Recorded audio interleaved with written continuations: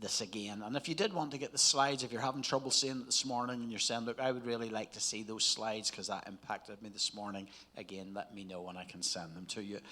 We're doing this series on who am I? And so important. We've been saying that we're these unique creations created by God. We didn't come from an amoeba, a frog, an ape, or whatever. If you did, that's up to you. I didn't. And so God uniquely created us in his image as thinking beings, as spiritual beings with a conscience who can make awesome decisions, who can steer the pathway of our lives because of who he has made us. And so today we're going to look at crises and crises. We're maybe going to do this over a couple of weeks because, as I said to Mary, much of the pastoral care that we do, much of what's happening in social services comes about because of crises. And so we saw that God wants us to be whole. We saw wholeness as God's desire for us. Our theme scripture has been 1 Thessalonians 5:23. May God himself, the God who makes everything holy and whole. It's interesting, in God's viewpoint, we can't be whole unless we're holy. Righteousness, holiness, and wholeness are all part of the same package. Make you holy and whole, put you together, spirit, soul, and body. And this word wholeness is a beautiful word. It means completeness. It means nothing missing, nothing broken. It's a bit like the word shalom in that sense.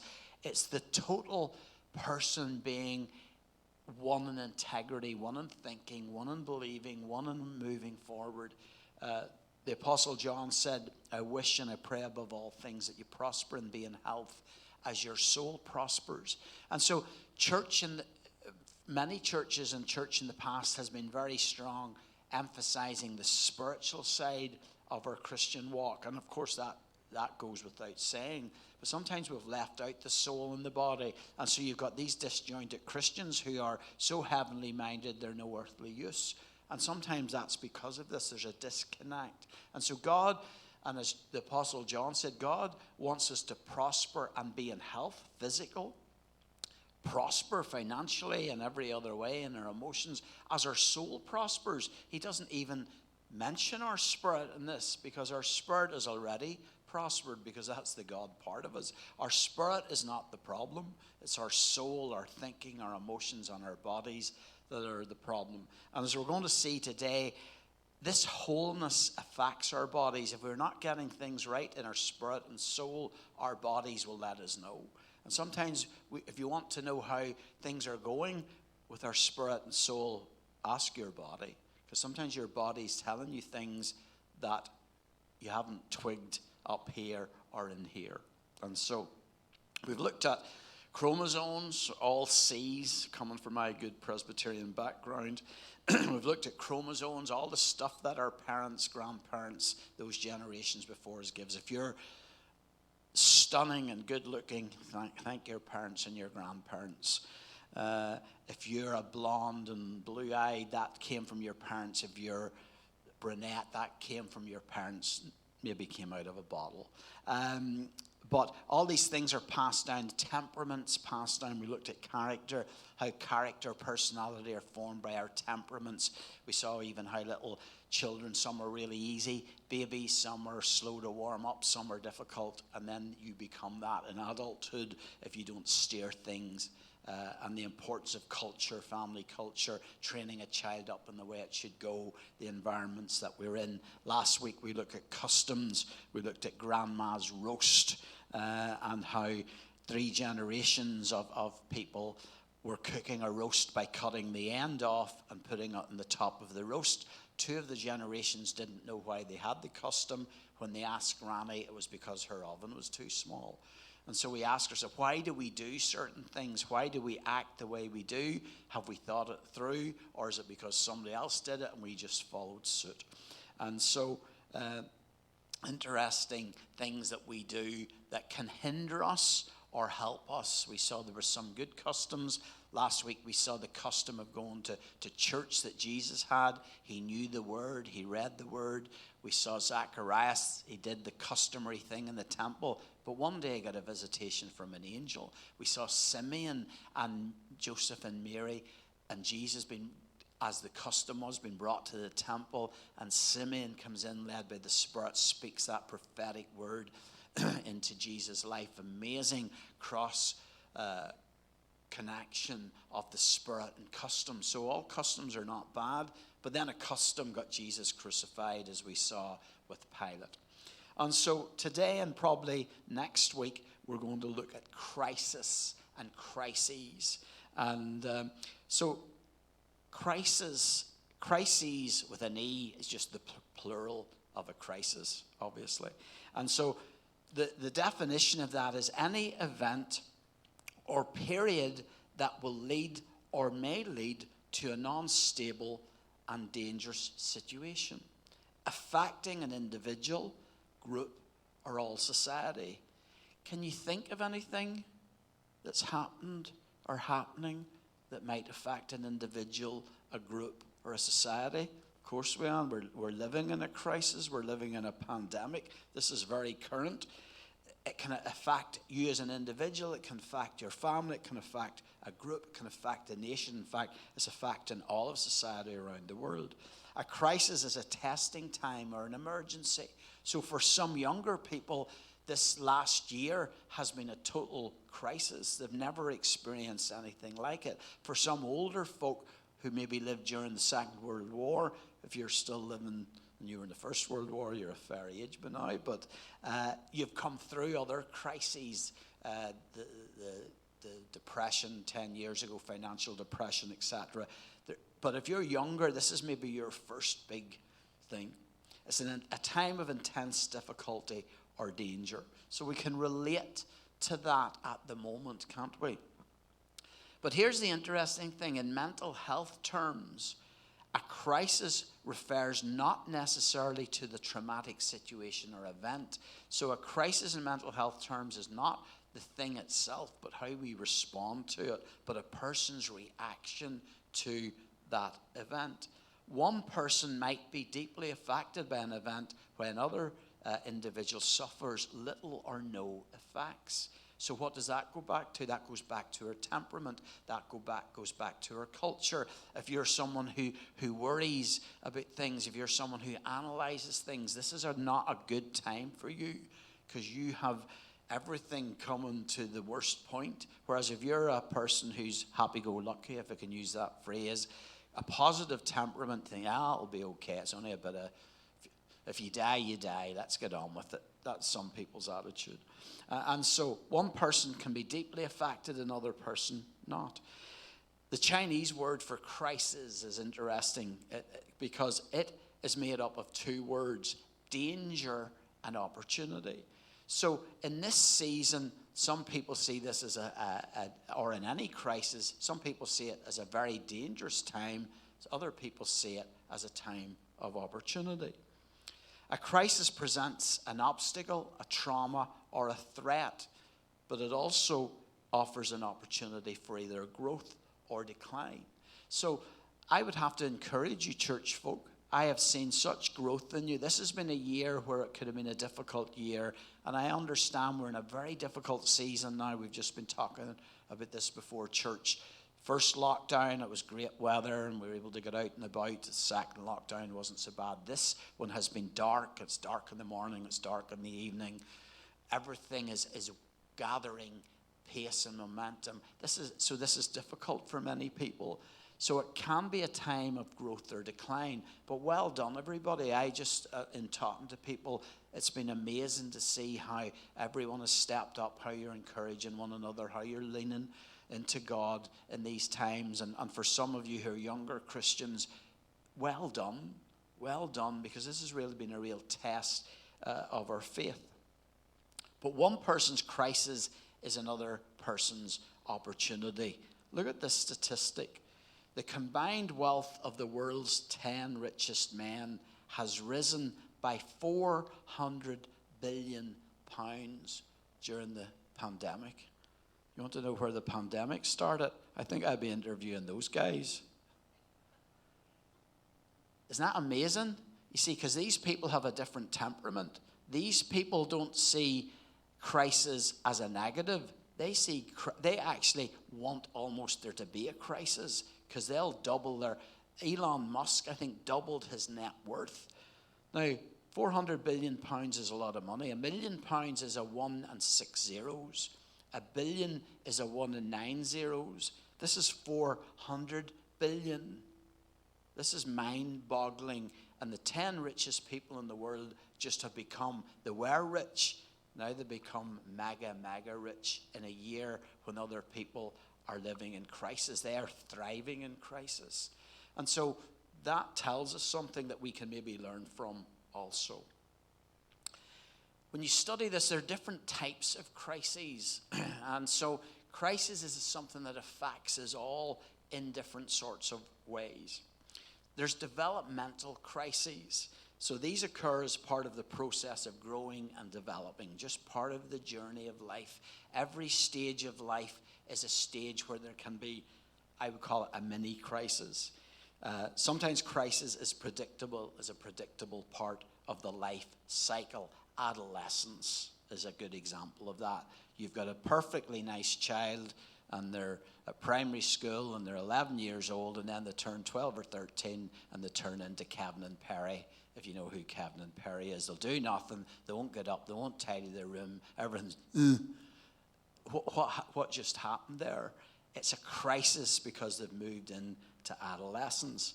I don't think you'll be able to see this slide, but this is a slide put together by Eric Erickson. Now, I would just love to meet his parents. Because here's the Ericksons, and said, what could we call our little son? What about Eric, the son of Eric? This is not a good guy to give us ego psychological advice, but anyway, maybe he is. Like Brian Bryanson, you think, your mum and dad didn't have much imagination there. Use a wee bit of imagination, for goodness sake. Anyway, he created this, and you probably can't see it, but let me explain it to you. He says, so we're born, obviously.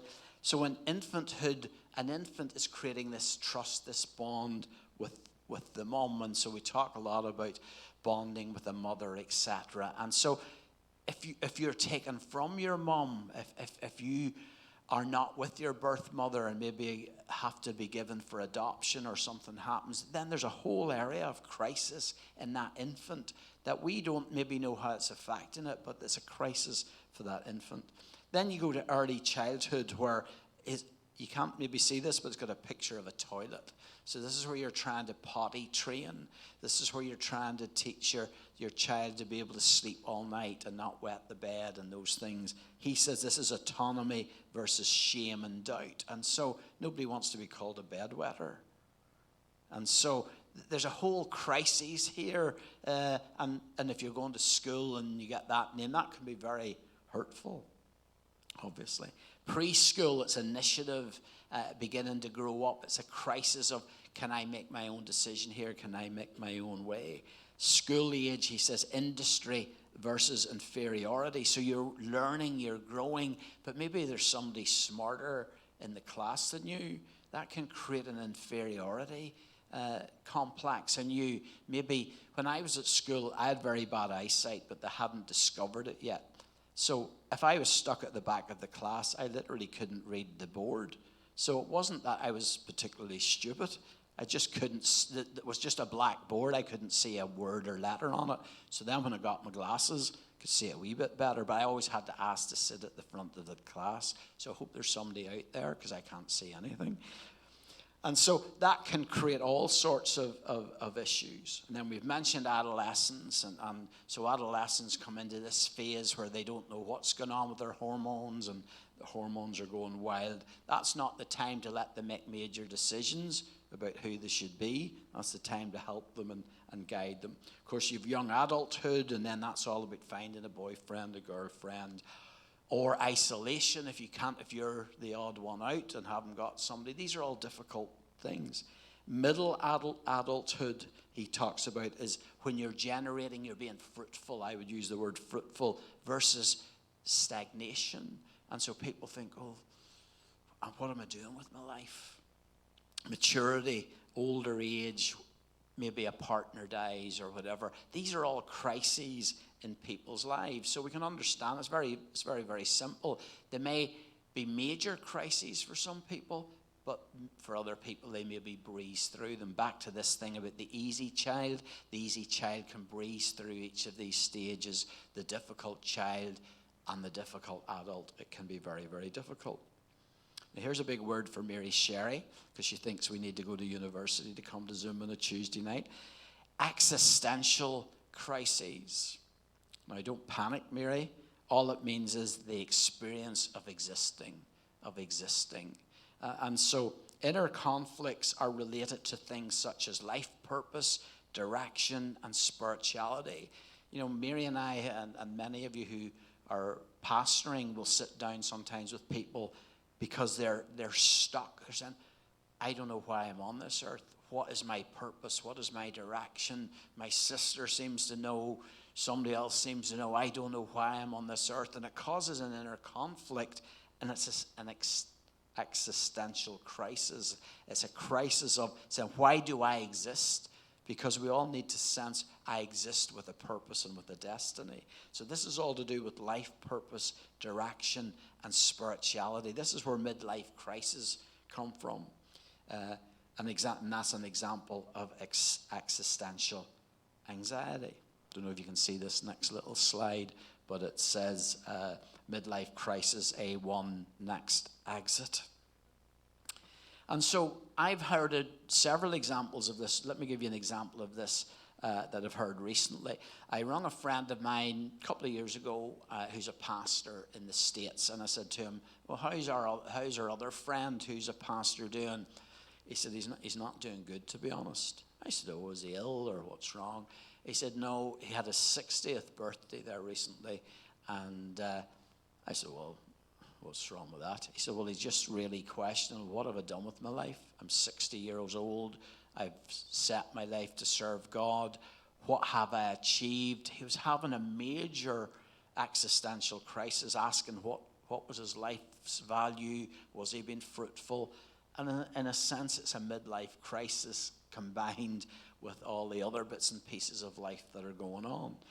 Another guy I spoke to a number of years ago, Bill Wilson, some of you may have heard tell of him, who started Sidewalk Sunday Schools. He did counseling with pastors, and he was telling me at the time, I think the number's higher now, but he said at the time 200 pastors in America were walking away from pastoring. And so he was tasked to sit down with these guys and say, well, what's going on here? Why? And so he said many of them said to him, I've become disillusioned. And he said to them, whoever told you to be illusioned? You see, so disillusionment, here's the problem. So let's take the, what do you call the generation, Lindsay, we talk about that, millennials. So millennials are told you can do whatever you want to do and be. Well, that's not the case.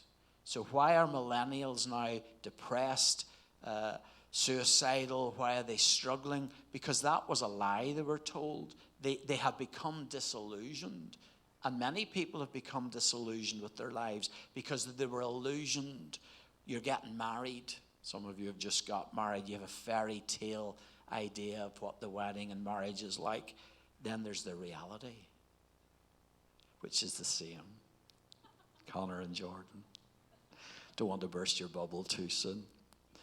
But people have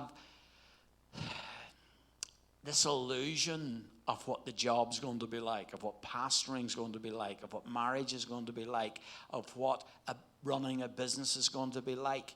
But the reality is so much different in many cases. And so we need to have this level-headed, pragmatic view of what real life is like, because then if we're not illusioned, we can't become disillusioned. And that's the great thing about it. Jesus, a lovely verse about Jesus, and it really has, I seen it many, many years ago. It said, Jesus committed himself to no man because he knew what was in men. Now, Jesus did commit himself to people in the sense, as we see, healed them, he walked with them. But the truth of what it's saying is that he wasn't going to be disillusioned. He knew what was in men, so therefore if they let him down, he wasn't going to be disillusioned with them because he understood the frailties. And so we need to have that pragmatic view of life. It will save us a lot of trouble. Then there's situational crises. And so these are things that we all understand, we've all walked through at one level or another, and depending on how old you are, young you are. These are sudden and unexpected crises, including accidents and natural disasters. Could be a car accident, could be experience a flood or an earthquake. When you watch the television recently, particularly in England, although we've had parts of it here, people's houses, you see people standing in their house in 3 feet of water, and it's the 4th time they've been flooded in 10 years. That's a crisis, and it wears them down. Your home's gone, the stuff you've saved for a burglary. That's a situational crisis. Someone comes in, you feel violated. Could be a mental, physical, sexual abuse of some sort, a violation in that sense. It's a situational crisis. It could be divorce, bankruptcy. These are just a few types of situational crises. And so you may say, well, none of those things have happened to me. Well, then thank God, because the average person who's lived any length of time has had something happen to them that was a curveball, that was something that they weren't expecting in this area. This is where post-traumatic stress disorder comes from. You maybe cope well at the time, but then later on, again, depending on your temperament, some people just breeze through it. Well, it's only a house. You hear people saying that. Other people are melancholy and they just analyze it. And especially if your view of yourself. So if you have a view that God loves me, surely goodness and mercy shall follow me all the days of my life. I'm one of God's favorites, and your house gets flooded. You're saying, that flipping devil, I'm not going to give him the pleasure of even seeing me having a sad face. But if you're thinking, God hates me, and I'm a bad person, and God's out to get me, and your house gets flooded, all of a sudden you're thinking, that was God done that in me. He hates me. And then you analyze something, and then it becomes something that is totally traumatic and stressful to you. You find that in all sorts of situations. Some of these are medical terms that are used. The first one, I don't know if it is or not. I made this one up. But crisis of conflict trauma. So sometimes we talk about PTSD to do with the military, and obviously a lot of the understanding of it came from there. But it's in any situation in life. If you're in a conflict situation, whether it's a war situation, a marriage situation, a domestic abuse situation, a business losing money situation, a pandemic situation, that'll stress you out. It will traumatize you. It's conflict trauma, because there's conflict even with vaccination. Some people say, well, I'm taking a vaccination, and they say, well, I'm not taking a vaccination because I don't know what's in it. That separates people. It can even something simple like that can cause conflict. We've watched America on the TV. Look at the conflict there. These things bring trauma over a period of time. If you're a Liverpool supporter at the minute, you're going through serious trauma. Because the conflict in your mind is, it's the same team that won it last year, apart from one player. What's going on? And if you have got the wrong temperament, you're going to analyze that, and it's going to bring you down. Or if you're a Manchester United supporter, you've got crisis of survivor's guilt. Mary loves all the Law and Order programs and whatever you call them. But last night she was watching a program where there was in friendly fire, one of the New York policemen shot another police person by mistake. And so you could see this theme coming out in the story. The person who shot the person by mistake, they were the next one. They had survivor's guilt because they were in a situation, but they also had perpetrator's guilt. So you have survivor's guilt as a situation where maybe you were in a car accident and everybody else was killed and you are still alive. People have survivor's guilt. Maybe you're in this situation like last night where someone was shot in a team. You're a survivor. You've got that side of it. But if you're the person who pulled the trigger by mistake, you've also got perpetrator's guilt. If you were driving a car and had an accident and someone was killed in the other car, totally not your fault, you also have perpetrator's guilt. And so these are things that are very, very real and hang over people like a shadow, like doom and gloom. And so what is trauma? We had the privilege of going last year before, some of the team here, to go. We went on a course with first responders, so like fire, ambulance, NHS, all those sorts of types of people who are dealing with death every day. But we were allowed to sit in on it because there was a pastoral care element to it and how you deal with people who've been in these different traumatic situations. And so they talked about some of these different traumas that come into people's lives. And so acute trauma results from a single stressful or dangerous event. I was thinking about the Lockerbie Disaster. So some of you remember, I think it was 1988, the Pan Am plane blew up and landed on Lockerbie. Now, Lockerbie is a village the size of Moira. There was 270 people killed, including people walking down the main street in Moira or Lockerbie. That village has never got over that. That has hung over that village as a shadow. Imagine the families of those people who are killed, that small-knit community. That is an acute trauma, but it can last and last and last. And you need to be able to vent that, get that out of your system, because that will make you ill. Bombing, in this country, the Ormo, not Ormo bomb, what do you call it? The Oma bomb. You're going to get dyslexic now. The Oma bomb, different bombs where large amounts of people were killed. The trauma's still there. The victims are still fighting to get some compensation. It's 30 years ago, but it was an acute and is an acute trauma. Then there's chronic trauma. And as you listen to this, you'll maybe pick up some things in yourself. Okay, I actually went through something like that. I understand that. So chronic trauma is the results of repeated and prolonged exposure to stressful events. This is what's been happening in the past year. You think, the lockdown's over. We got out last summer. It's great. As somebody was saying just before the service, the first two lockdowns, we were given dates of when we were going to get out. This one, we haven't been given a date yet. And so it makes it harder because hope deferred makes the heart sick. It becomes chronic trauma. When we entered into the first lockdown, the happy days, working from home, I don't have to go into work and sit beside such and such.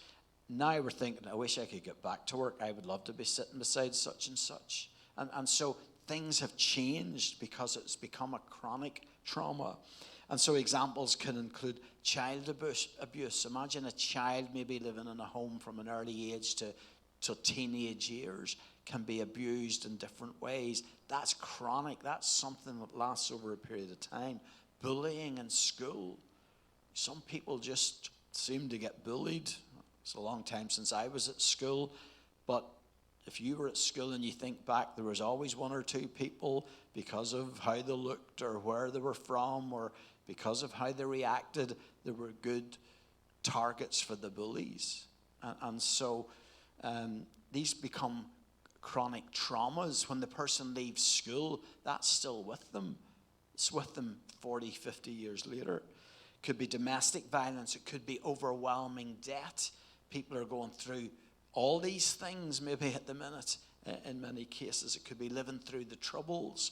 Everybody in Northern Ireland has been touched to some degree by the Troubles. But if you were living in an area that was totally just day in, day out, week in, week out, where the army were camped there, etc., where it was just continual bombing, shooting, kneecapping, people being killed, people being pressurized. That creates a chronic trauma. That's why Northern Ireland has such high rates of depression and suicide in many cases.